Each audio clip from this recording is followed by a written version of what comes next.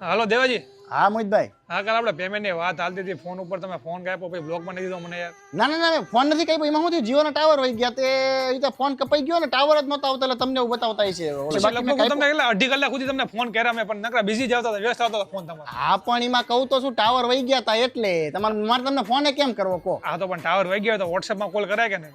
લે ટાવર નો આવતો હોય તો તમને મને નેટ કેવી ચાલુ થાય?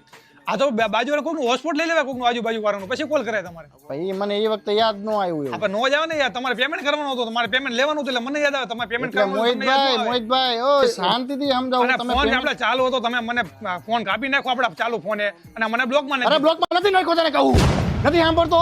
સોઈટો શું તે આપણે એમાં ગરમ કેમ થાવ? ગરમ ની ક્યાં કરેશ?